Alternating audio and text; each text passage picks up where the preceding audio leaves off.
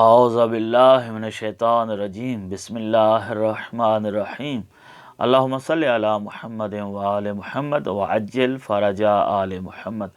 غسل جمعہ کی احادیث میں کیا فضیلت ہے؟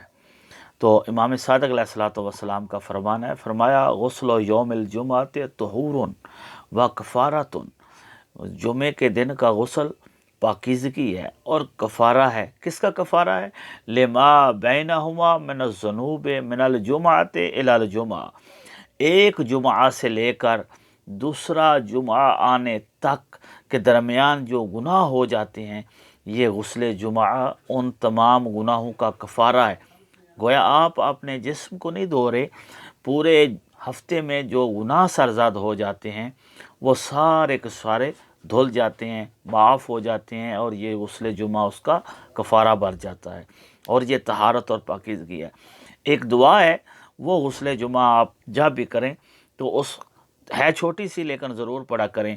جب بھی غسل جمعہ شروع کریں تو اس وقت شہادت سے شروع کریں، اس طرح اشہد ان لا الہ الا اللہ وحدہ لا شریک لہ واشہد ان محمدا عبدہ ورسولہ اللہم صلی علی محمد وآل محمد واجعلنی من التوابین واجعلنی من المتطہرین والحمد للہ رب العالمین۔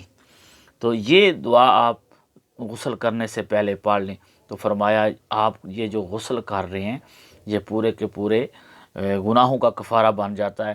اور غسل جمعہ کی اتنی فضیلت تھی کہ امیر المومنین علیہ الصلوۃ والسلام اگر کسی کی سرزنش کرتے، روایات میں ملتا ہے، تو یوں فرماتے تھے کہ یہ بندہ غافل ہے، اتنا غافل ہے کہ غسل جمعہ ترک کرنے والے شخص سے بھی زیادہ غافل ہے۔ یہ آپ مثال دیا کرتے تھے۔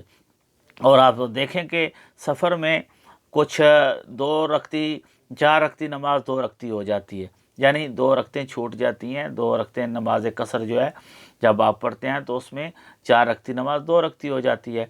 لیکن سفر میں بھی روایات میں ہے کہ غسل جمعہ ضرور کرو، جہاں پہ نماز چھوٹ رہی ہے لیکن غسل جمعہ کو اہمیت دی جا رہی ہے۔